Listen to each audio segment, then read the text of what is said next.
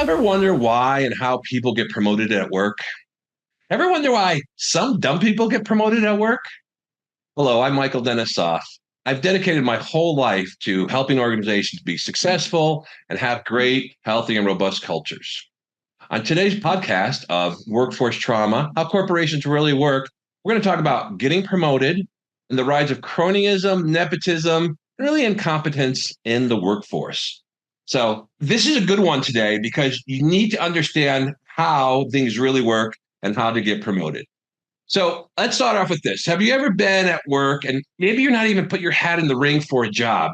And you know a couple people who get it, and there's usually like two strong candidates, getting promoted maybe to be a manager of your department. There's two really good, strong candidates, and then there's one candidate that's kind of weak and iffy. And it feels weird because more times than not, it seems like the weakest candidate gets the job. We've seen this all the time. And again, I seen it. It was my first job. I saw it, and it was like amazing to me. How could this happen? And I had no skin in the game, so I was like, well, I didn't get the job. I got ripped off. I was just kind of watching this. I was new to the company, and I saw like the absolute wrong person get hired. So that's what we want to. That's what we want to talk about today. How do things like that happen in companies, and how do people in general get uh, that happens in companies? Sorry about that. All right, so let's talk about why. One of the main reasons why this would happen in a company would be because there are some managers, and there's a lot of bad managers, a lot of weak managers out there, and they want to kind of hire somebody they can kind of easily control, right? Now, a great manager wants the strong person that has a point of view that will challenge them, that will speak up. So a weak manager, which there's a lot of, really kind of wants the person they could, push around. They'll do what I tell them to do. They'll just be so grateful for the job. They'll be a little intimidated by my fear tactics that they'll kind of do the bidding for them. And so that's why that happens a lot. Now, it can't happen all the time because a lot of times in organizations, you need somebody who can do the work, particularly the higher you go. You have critical jobs. But there really are some less critical jobs that you can get away with it on, and you'll see this often. So that's what's generally going on. All right. So that's one reason for it. And there's different variations of that. But as you go higher and higher up in an organization, you really got to figure out how to get promoted. And we're going to talk about specifics in a moment. But part of that is getting into this kind of inner circle, kind of getting known.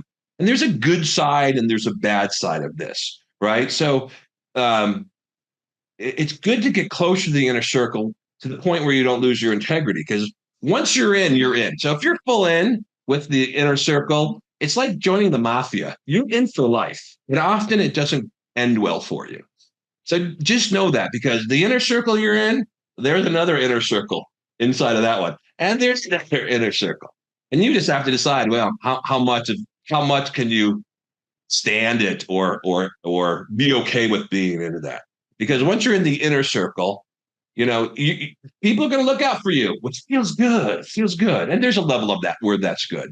But if they're looking out for you, so you owe them, right? So you have to look out for them. You basically have to kowtow to them. You have to go along with any idea they say. You have to really kind of make sure their career goes well. That's how you got in the inner circle. You're kind of owned at that point. So you got to be really careful about it. Now, that's not to say it's not good to have people you work with and.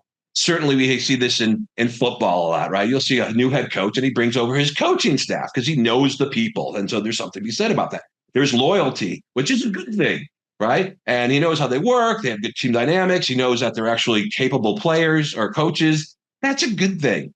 So I'm not talking about that. I'm talking about when you're kind of in that inner circle solely for the reason of kind of maintaining power or keeping things going in your favor. And by the way, when you're in that inner circle, kind of feels good and you feel a little protected. You're feeling good.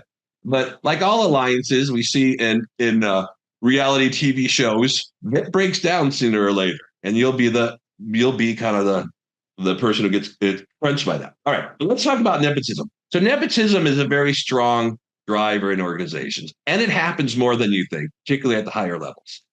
If you had the time to really research a lot of organizations and see who's there, you would see a lot of family connections. Okay. Or a lot of connections to friends. It just happens. I remember this one incident at a big pharmaceutical company that I worked for.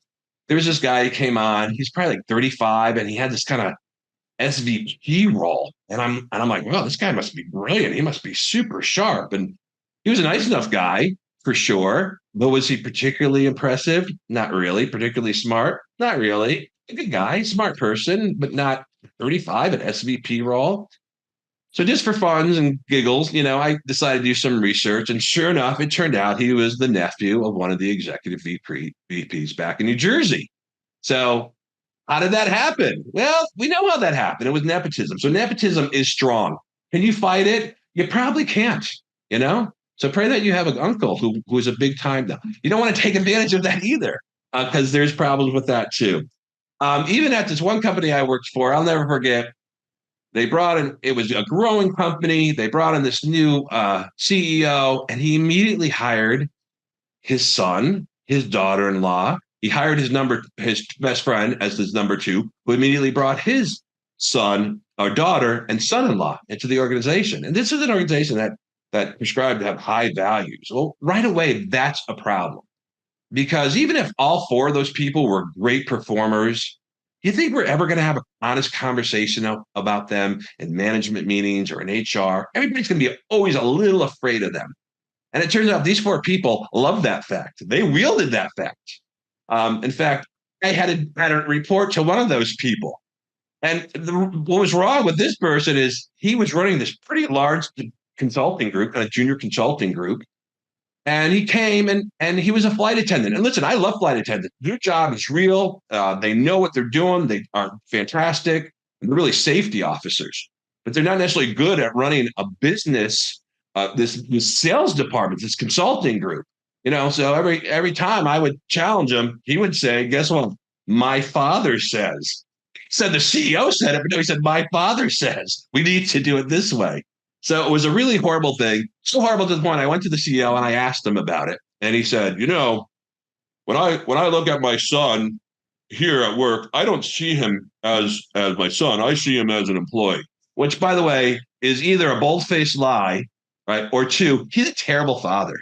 You know what's great about fathers? They love their kids and they think they're great, even when they're not doing so great. So that's what fathers do. That's what mothers do. Okay. So he's either lying or he's really stupid. But he got away with it. Of course, that carried on for a while until it fell apart because in time, companies have to perform. So, but there's a lot more nepotism in companies than you think. But, the people who benefit from it, if you benefit from it for a while, it kind of feels good.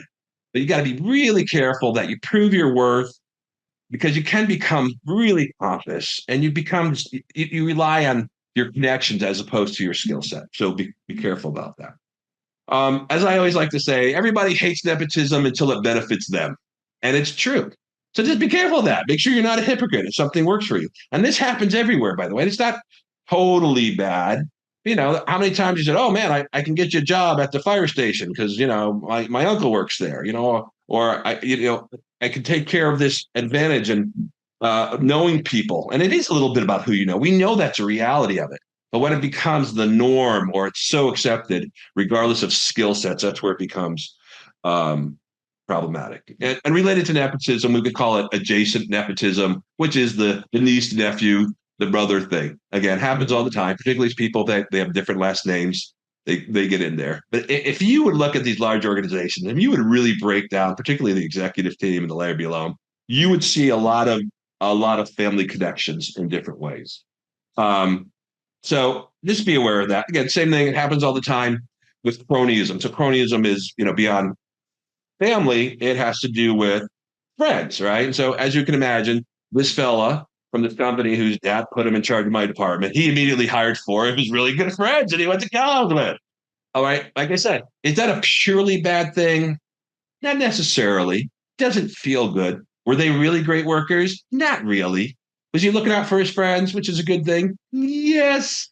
Did he do it with such great force and pompousness? Yeah, it was not really good. So, you got to be really, really careful about this. But it happens all the time in organizations. Can you beat it? No. I remember myself, I raged against that machine, and it didn't help me at all. So again, my job with this podcast is not to, tell you what to do. I'm just telling you how the layout of the land works so you could better navigate this. So yeah, yeah, we'll say that. All right. Yeah, there's all right. All right. So we know this. So you need to be part of this inner circle, and and that's a good thing. And it becomes good when you network and people know you and you have good relationships. That's a good inner circle to have. It becomes bad when there's dubious things going on. And we see this lot in terms of things called succession planning. So succession planning is when a bunch of executives or high-end managers go into a room and they decide who are the next leaders of the company going to be. So they use different tools like the 9-box from GE and different things. They have terms like high potential. And if you're in a company, you want to be a high potential. That means you're marked for great things, right? A lot of that stuff is very, very secretive. What's interesting at these companies is people think when they have these succession planning meetings, there's these criteria and numbers, and there's these really deep discussions about how it goes. And in some cases, that's the case, particularly lower. But in a lot of companies, that's not the case. It's just kind of people talking, right? And that's not necessarily a bad thing. Where it becomes bad is when somebody can ruin your career with a simple eye roll. Hey, what do you think about Michael Denisoff? I don't know about that guy. Now, if there's a good HR person in the room, they'll say, hey, explain yourself. If nobody does that, then it's a little bit of, I killed this guy's career because maybe he looked at me funny in the parking lot, right? And that happens all the time too. Again, back at this pharmaceutical company in LA I was in, there was this one woman. She was a high potential marketing person, right? The CEO was a former CMO, so very marketing focused. Loved this person. Far right, high potential, high performer. Loved her. Thought she was a great thing on work. One time in a meeting, she disagreed with him publicly. Guess what happened? Literally the next day, we were going over succession planning, and guess what happened? Yeah, she's no longer a high performer. Really, you loved her for all this time. Yeah, I was wrong about her. She's not as good as I thought she was. Really? So things like this happen all the time. You have to be aware of that. And then a lot of what happens also in succession planning is there's this kind of let's make a deal thing going on. I'll say, I want Mary here, who I like for a variety of reasons, to get promoted to this role. And they'll say, hey, I really don't think she's that good. She doesn't have the ability. But I'll say, although, Frank, don't you want, your boy Tommy to get promoted too? I don't think he's that great. And there's a little wink, wink, nudge, nudge, which is, I'll let you promote this person if you let me promote my person. You have your little fiefdom, I'll have my little fiefdom. Happens all the time. So it's the Monty Python wink, wink, nudge, nudge thing going on. Like, I really promoting Mary. You got my support.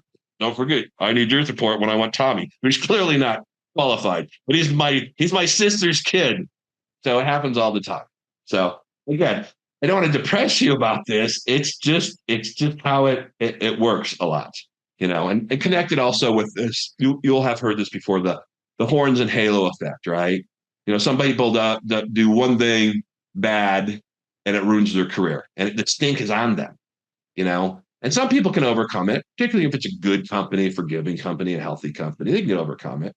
A lot of companies, they'll hold you to something. I've been in these succession planning meetings. It's like, oh, Rob's the greatest guy in the world. He's super smart. He's really delivering great results. Yeah, remember 15 years ago at the company party, I remember him getting this little, too much there. I'm like, well, that's 15 years ago. He's grown and matured. I don't know. So all of a sudden you have the horns effect that stay with you. The opposite is true. You have the halo effect. Sometimes somebody does something that saves the day. All of a sudden they're the greatest thing since cheese, right? I love cheese. That's why I use cheese, I guess. Or sliced bread and cheese. All right. So, so you see somebody who's clearly mediocre, who did one thing really well, or the timing was great. Also, they think they're the greatest. And they'll ride this wave for years. We just saw, I don't know. I don't know. I think it's a person who came from a big time, phone company, cellular phone company, set up a store. And then they thought, oh, that's the greatest person in the world. We should have him a CEO of this other company. failed miserably because there was this halo effect as one thing good was done. So you see that stuff all the time. So just be aware of that. Are you in that one of those people who have a horn issue or a halo issue? Can you ride that? So yeah, just letting you know how it works. Um, so yeah, yeah, it's tough. And the other thing, and I hate to say this because I hate to believe things like this are true. The other things, there are a lot of inappropriate relationships that go on in organizations that you would never know about. How do I know about them? I worked in HR for a lot of years, so I'd have to hear about them. I myself had a terrible boss who was having an affair with her boss, right? And it was weird and awkward. And anytime I would challenge her, she would say, the boss's name wants me to do it. She would do that name dropping thing. And it was an awful thing. It was a really painful, awful thing because it throws off the fairness of it. And so, but you'll see that happen all the time because why does that happen? It happens a lot because one, when you're in power, it's intoxicating, right? So you want to kind of move up, and things like that happen all the time. So sometimes there are inappropriate things, but don't be one of those people because it's not worth your soul to be like that. All right, finally, so what you want to do though is you want to understand you want to be in good graces with people, well connected, but not necessarily in the bad place of that inner circle. So people play favorites for a lot of reasons, right? Some good and bad, right? For me, I would say I'm my favorite people on my team are the ones who perform and deliver great results. And I want all my team members to be my favorites. So that's a good favorites thing, right? So we want to be the favorites. But why are other people favorites? Well, being likable helps out. People got to go to work. We're seeing people at work often more than we see our family. So just being a generally likable, helpful person is going to kind of make you more favorable to people when things like promotions come up. Of course, doing work well, and being a go-to person is going to help you the most. And in the end, a lot of folks will hire people they don't even particularly like that much, or they're not the because they get work done. That happened to me in high school. I had a really bad football coach in high school, but in the end, he wanted to win, so I played. So it wasn't a question of that. He hated it, but I did really well. It was this weird thing. So that helps a lot. Does brown nosing work? Brown nosing is an interesting thing. It works on some people. It works on a lot of weak managers because they kind of like it. They like the attention, right? And they were probably brown nosers themselves. So brown nosers know when they're being brown nosed, is what I like to say. And they kind of like the attention. So sometimes that works, but it definitely at some point tops out. We talked about the nepotism, cronyism, and also in the adjacent cronyism. Yeah, we talked about the inappropriate relations, man. I've seen some things because for some people it fast tracks their career, but it never ends well. Usually there's a sexual harassment thing that comes after the fact, right? Again, I get it. It's intoxicating to be around somebody who's powerful, right? It's easy to kind of fall in love with them or that power and then also use it. But when it stops using you, it doesn't end well for people. All right, blah blah blah. All right. So again, we went through this pretty quick, but I just want to show you there are things out there that doesn't make it that it's always meritocracy or the best person always gets the job. There's a lot of reasons why the best person doesn't get the job. Okay, I haven't even touched on all of them. I touched on the basic ones. Okay, certainly there's other things that I'll talk about in the future. And sometimes it happens. So you just kind of have to guard yourself about it. I'm sure I shared the story before on an earlier podcast. But there was a person who ran this hospital that I worked for and was very unimpressive, very inspirational, didn't really know how to lead, liked to tell stories and quotes, but really wasn't a great leader.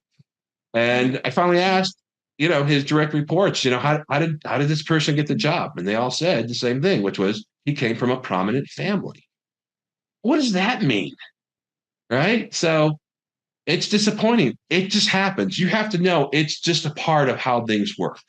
So if you're well connected, like this person was, what cronyism isn't that? I'm good. I'm up to the job. He'll convince himself of that. You might be in the situation, but if you are fortunate enough to have connections like that, great. Just stay humble and do great work. and prove yourself on your own, not because of your connection. Don't rely on the connection. Don't refer to the connection. Don't feel powerful and stronger than anybody else or better than anybody else because of that connection. Do great work. That's what I would say for those people. So let's talk about solutions to this reality. Okay, one, you have to know it's a reality and you have to navigate it. And sometimes you might just tap out or max out, and that's okay. You might have to move a company. So companies, what do the companies need to do to kind of mitigate this? Constantly give jobs to the right people, to the best people for the role. If not, people figure out what it takes to get promoted in the company, right? Even the dullest employee will figure out how to get promoted. So you get promoted by kissing butt, I'll start kissing butt. You get promoted by creating fires and then putting them out and then being the savior of that fire, you get promoted, right? Happens all the time. I see that scenario all the time. Um, you know, somebody, talks a lot, presents really well, but doesn't do good work, but you promote them because the company's been fooled by that. I'll start presenting well without doing good work, right? Or you do great work, you're loyal, you have integrity, you get promoted. All that sends the message to people on how to get promoted. And by the way, people also interpolate that onward to, hey, we know what the values of the company are. Because if you have stated values of integrity and performance and results driven, blah, blah, blah, but you constantly promote people for the opposite reasons, people figure out the actual values of the company and they bend to that. And then you have these toxic cultures that we kind of keep on talking about. Yeah. So be aware of that, companies. Be aware of who you hire, because it sends a huge message to the company. I mean, to the employees as well. So as individuals, how do you do this? What's the best way really to get promoted? Okay. Here's 4 to start with, right? Because it can be done, right? And it can be done in a non-slimy way. And you can get to keep your integrity intact for the most part, right? Just do great work. So if you're not doing great work, don't worry about it. Otherwise, you're going to have to use these awful tactics to get promoted. Do great work, come through, be the go-to person, right? If you're a go-to person, you're going to do well because in the end, people want to win. Number 2, make your boss look good. That's just reality. And there's nothing wrong with that. That's part of your job is to make your boss look good. If your boss steals your idea, but make sure you have a good career and develops you, let him or her steal all the ideas they can, as long as you can take care of. Now, if you have a boss who constantly steals your idea, but, promotes other people, takes care of their buddies, per se, then you probably need to leave or do something different or go to HR, or go to a different department. But generally, make your boss look good. It's cool if they steal your ideas. Also, you got to make sure that you have people who know you outside your team. All right. These would be advocates. They would be mentors. These are the people at the success and planning meetings that say, oh, yeah, I know Michael. He's great. I see a lot in him. Well, what do you know about him? Oh, he volunteered to help me on my team, or he did a good job when we're doing this interdepartment thing. And that's how you get promoted, really, in the end. You want to be a problem solver, right? Because right now, man, there's a lot of people that just aren't delivering results. And I always think of it this way. Your boss, right, probably has 100 balls in the air. And so many of the direct reports will come and say, here, I found this problem. Oh, another ball. Now I have 101 in the air. But if you're a great worker and a problem solver, you'll say, boss, I will take this for you and complete this for you. Wow, one less ball to juggle. Thank you. But doing things like that really put you in the position to get promoted, right? Sometimes you're going to get dirt roaded. It just happens, and be okay with that. But if you have the integrity and you do work, the long game will work for you. And if not in that company, somewhere else, because you will have been building up the skills and the know-how and the expertise that you're going to be a wanted commodity. So what else do you have to do beyond those 3 things? 1, you do got to network, right? Network is building your circle. It's not the circle. So you want to make sure people know about you, know who you are. And networking is nothing more than just getting to know people. We should do a whole a podcast on that. All right. Don't be needy. Nobody likes a needy worker. They like workers who just take care of business. So don't be needy when it comes to being promoted. As they say in Hollywood, nobody ever hires a desperate actor or actress. Okay. If you're desperate to get promoted, it's a bad look, right? It's like sending a girl 6 dozen roses after a first date. It smells bad. So don't be needy. Be confident. Excuse me. Don't brown nose people. It's not a good look, and it catches up to you. Connect with people, good relationships, even people you potentially don't like, but if they have a good skill sets, connect with them on the skill set level. You should be able to find good things about most people and connect and learn from them. So that's a good thing. Um, Track your accomplishments. A lot of people don't track their accomplishment. I don't even know what I did good 2 months ago, and I expect my boss to know me and the 10 other people what they did good throughout the year. So track your accomplishments, right? Because you want to be able to say, "This is what I did." Not, I want to blow my own horn. People blow their own horn have to blow their own horn because they don't got many accomplishments. Let your accomplishments speak for themselves, but do track them and keep track of them because nobody else probably is. Keep your resume up to date. You want to do that anyway, because if there's a great opportunity, you want to be able to jump on it like, oh, I got to update my resume. I'll send it to you. Right? It doesn't work. But if you have your resume ready to go, it's great. And you know you're at your job now for all the right reasons. So because you have options. So if you're there, you're choosing to be there. That's a great place to be. Um, let's see what else here. Oh, continue. Of course, this is the basic stuff, right? Continue to increase your skills and capabilities and expertise, right? You become so invaluable to your company, they can't let you go. They don't want to let you go. And know when you just ceilinged out. Sometimes you're in a company. Companies by nature have ceilings, right? Most companies are a pyramid. There's less and less jobs. There's less, director jobs than manager jobs. There's less VP jobs than director jobs, and so on. So there's usually only one CEO. Okay, so by nature, you're ceiling out. It's just nature of how it works. Now, and that ceiling might be even harder or lower if there's a lot of nepotism or cronyism going on in a company. So just be real about it to yourself about if you ceiling down.